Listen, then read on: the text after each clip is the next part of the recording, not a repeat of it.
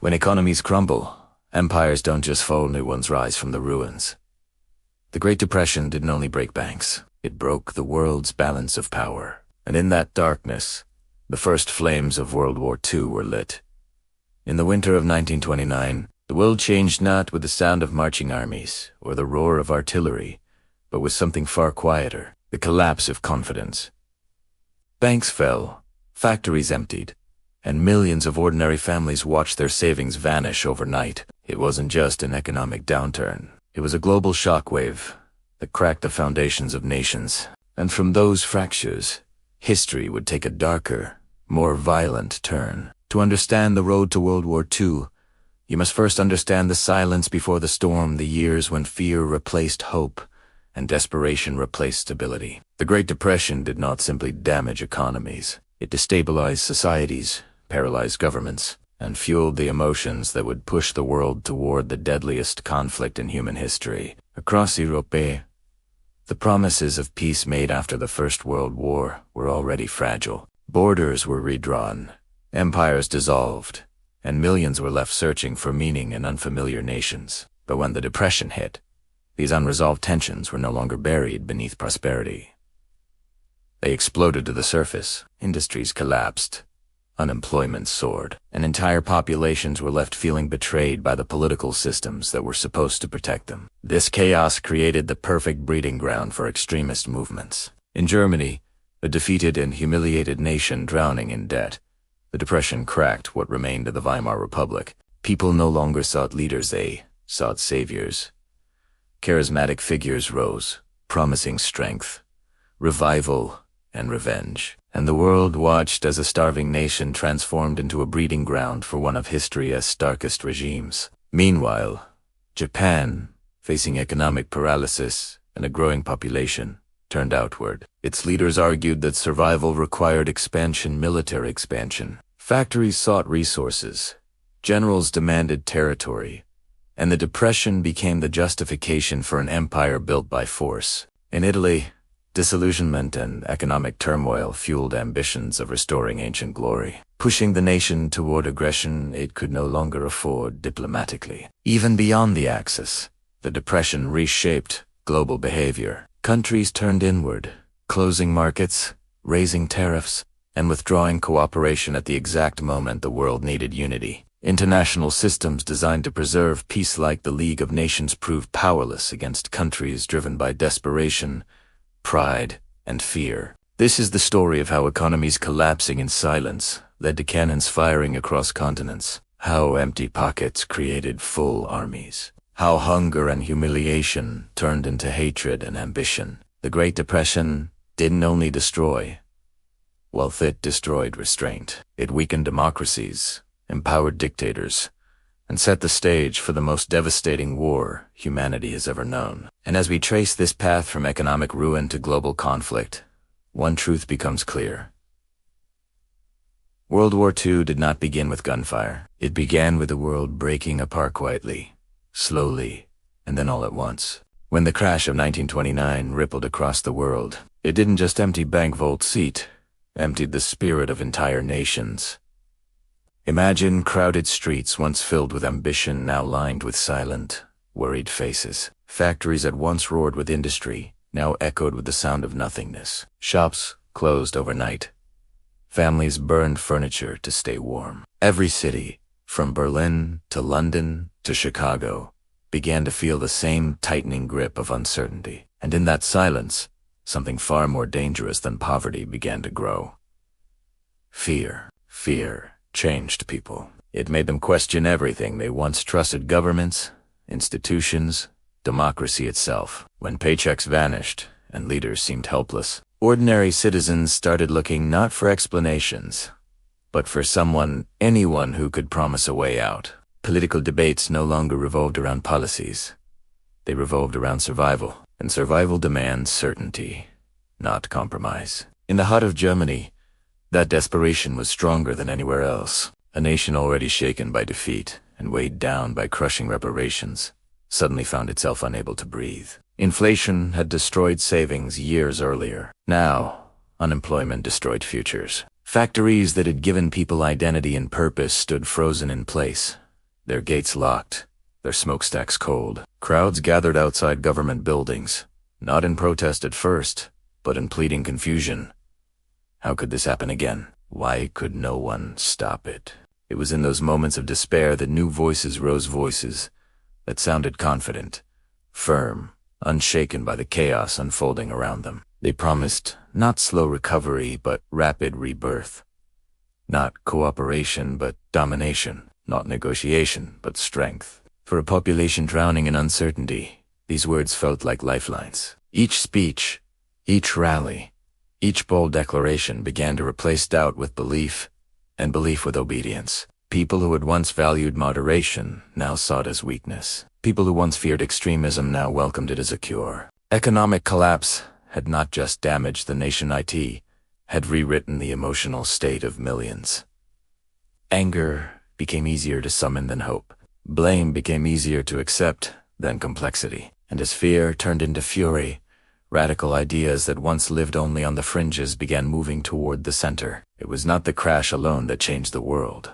It was how people reacted to the uncertainty it unleashed. Across the globe, societies that had once believed themselves stable now discovered just how fragile stability truly was. Economic collapse didn't simply create political extremism. It invited it, welcomed it, and eventually surrendered to it. And as fear hardened into anger, the world found itself standing on a knife's edge. Desperation didn't remain contained within borders or households. It began to seep into national policies, shaping the decisions of governments struggling to keep their people alive. The collapse of economies had stripped nations of patience, and in that vacuum, old ambitions resurfaced with renewed intensity. What began as internal suffering was now transforming into outward aggression. In Germany, factories remained silent, but the marching of newly uniformed men began filling the streets. Leaders who once spoke of cooperation now spoke of expansion. They argued that the nation's survival required reclaiming what had been lost: land, pride, and power. Many citizens, exhausted by hunger and humiliation, nodded in agreement. The depression had softened resistance to ideas that once seemed unthinkable. A starving population does not question bold promises. It clings to them. Elsewhere, the same troubled logic took root. Japan, strangled by a lack of resources and hammered by economic paralysis, faced a stark question: endure slow collapse or seize what was needed to survive. Factories demanded raw materials. A growing population demanded land, and the Depression gave its military leaders the justification they had long sought. They argued that the world's markets were closed, that diplomacy had failed, and that the only path forward lay through territorial expansion. As fields dried and warehouses emptied, those words began to sound less like aggression and more like necessity. Italy, too, felt the pressure of hunger grinding its society down. Dreams of reviving ancient glory, once little more than national pride, began to transform into a political mission. When the population saw no future in stagnant factories and barren farmlands, the call to create a new empire, however unrealistic, felt like a lifeline. Economic pain made grand visions persuasive, and persuasive visions became tools for militaristic ambition. At the same time, nations that held on to democracy, like the United States and Great Britain, also felt the inward pull. Facing their own devastating unemployment and social unrest, they focused on domestic problems. They built walls not of brick, but of tariffs and isolationist policies. The international cooperation needed to stop aggressors evaporated. Why get involved in foreign conflicts when your own people were starving? The world had become a collection of islands, each one convinced it could survive alone, just as the tides of militarism were beginning to rise. This global retreat was a quiet disaster. Every nation that turned inward, every tariff that closed a market, every diplomatic snub was another nail in the coffin of collective security. The League of Nations, the very organization designed to prevent another great war, became a ghost of forum for speeches that no one with an army bothered to listen to. It condemned invasions, but its words carried no weight. Without economic leverage or military will from its most powerful members, it was helpless. The result was a deadly feedback loop. Economic desperation fueled aggression, and that aggression was met with global indifference, which only encouraged more aggression. The path to war was paved not just by the nations who chose to march, but by the nations who chose to look away. This wasn't a failure of one country, but but a failure of the entire international order. An order that had been fatally wounded by the Great Depression. The story of the 1930s is a chilling reminder of how quickly the world can change. It shows us that peace is not a permanent state. It is a fragile agreement, built on a foundation of economic stability and mutual trust. When that foundation cracks, the structures we rely on, democracy, international law, and even basic human decency, can crumble with terrifying speed. The Great Depression didn't directly cause World War II, but it created the conditions in which war became not just possible, but for some, desirable. It stripped away the world's defenses, leaving it vulnerable to the old poisons of nationalism, expansionism, and hate. The road from the stock market crash to the battlefields of Europe and Asia is a direct one, and it teaches us a lesson we should never forget. The seeds of conflict are often sown not in war rooms, but in empty factories and on bread lines. The silence of despair can be the most dangerous sound of all. Thank you for watching. If you found this exploration of history insightful, please consider liking this video and subscribing for more deep dives into the events that shaped our world. See you next time. Even the world's greatest democracies weren't immune. Countries that once championed cooperation turned inward, building barriers instead of bridges. Tariffs, rose trade, collapsed. Each nation tried to protect itself from the harsh winds of global depression, but in doing so, they only isolated themselves further. International institutions designed to keep the peace found their influence shrinking. Every country was focused on its own survival, leaving little room to restrain those who saw opportunity in chaos. The world was drifting, slowly but unmistakably, from desperation toward conflict. Armies grew while economies shrank. Nationalism surged, while diplomacy faded. The Depression had not just weakened nations, it had reshaped their priorities. Food, fuel, land, and pride became battlegrounds long before the first shots of war were ever fired. What made this shift so dangerous was the emotional transformation driving it. A hungry nation looks outward for solutions. A humiliated nation reaches for revenge. A frightened nation embraces strength over dialogue. And as more governments adopted this mindset, the international order began to crack. Agreements that once maintained stability faltered under the weight of mistrust. Borders were questioned. Treaties were ignored, and each desperate decision made by one nation forced another to respond with equal or greater force. The world was no longer just recovering from the Depression, it was being reshaped by it, pushed from internal crises to external confrontation, until aggression itself became a strategy for survival. As aggression became a tool for survival, the world found itself moving not by sudden decisions, but by a relentless momentum that no single nation could fully control. Tensions that had simmered since the end of the First World War were now exposed by the harsh light of economic ruin. Borders that once seemed permanent began to look negotiable. Agreements that had promised stability now appeared naive. What had started as internal desperation, then evolved into national aggression, was now transforming into something much larger, a chain reaction no one could stop.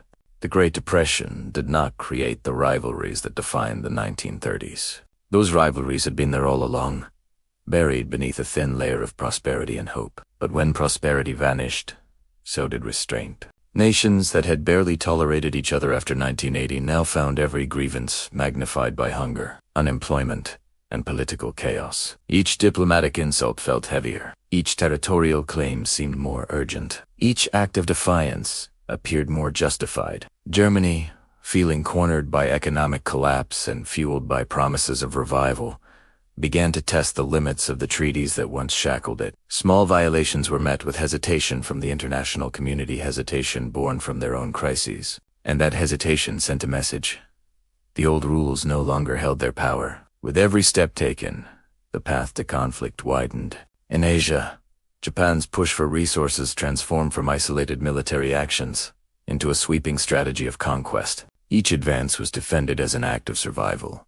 Each occupation as a necessity forced by a collapsing global market. The world watched, divided and preoccupied, as a regional ambition quietly grew into an imperial engine. The Depression had taught Japan a cruel lesson.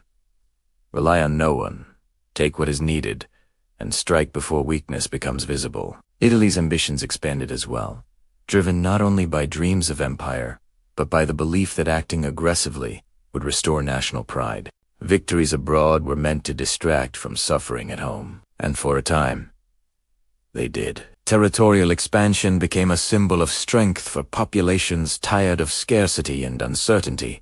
Leaders discovered that military triumphs, however small, provided something their struggling economies could not: the illusion of progress. Meanwhile, the great democracies, still paralyzed by their own economic wounds, found themselves unable to respond decisively. They issued warnings that were not enforced, delivered promises they could not fulfill, and clung to diplomacy even as diplomacy lost its meaning. Their caution, born from fear of another devastating war, became a silent permission slip for those seeking to rewrite the world's boundaries. The League of Nations, envisioned as a guardian of global peace, watched its authority crumble. Nations walked out of meetings. Resolutions were ignored. Each failure chipped away at the fragile belief that cooperation could hold back the tide of ambition and resentment. The Depression had exposed a truth the world did not want to confront. Peace requires strength, and strength requires stability, something no major power possessed in those years. And so the world drifted closer to the edge, not because of one event, but because of many small ones piling on top of each other.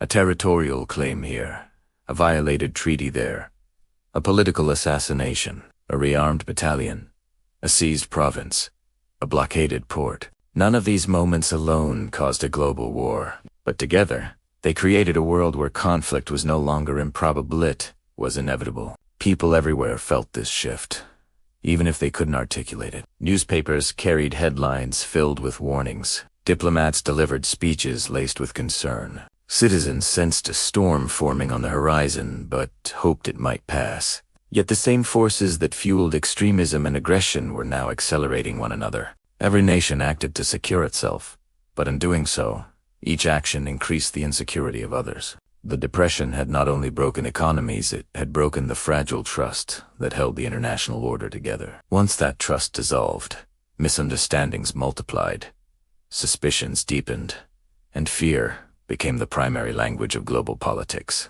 What began as an economic disaster transformed into a geopolitical time bomb, its fuse quietly burning as the world struggled to regain balance. In the end, it wasn't a single decision that brought the world into the fires of World War II. It was 1,000 decisions made by nations too wounded to cooperate and too desperate to wait. The Great Depression had turned a world full of tensions into a world full of sparks, and those sparks fell on a landscape already soaked with anger, fear, and ambition. In the end, the world that entered the 1930s was not the same world that emerged at the decade's close. Economic collapse had peeled away the last layers of stability, exposing resentments left unresolved after the First World War. Desperation had shaped leaders, shaped nations, and shaped the choices that pulled humanity toward its darkest chapter.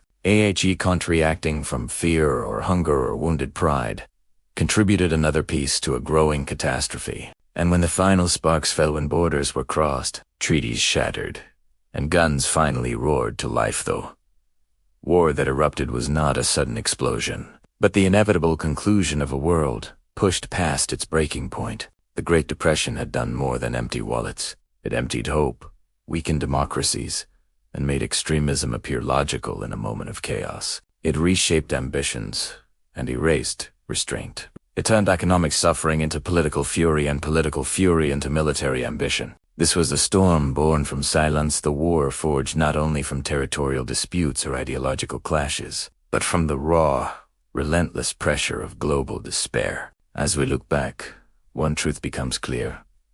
World War II began long before the first shot was fired. It began in the bread lines, the shuttered factories, the failed banks, and the fearful hearts of millions. It began when nations stopped believing in cooperation and started preparing for survival at any cost. And once that shift occurred, once desperation became the world's driving force, the path to war was no longer a question of if but when. Thanks for watching. If you found this perspective interesting, please like and subscribe for more content just like this.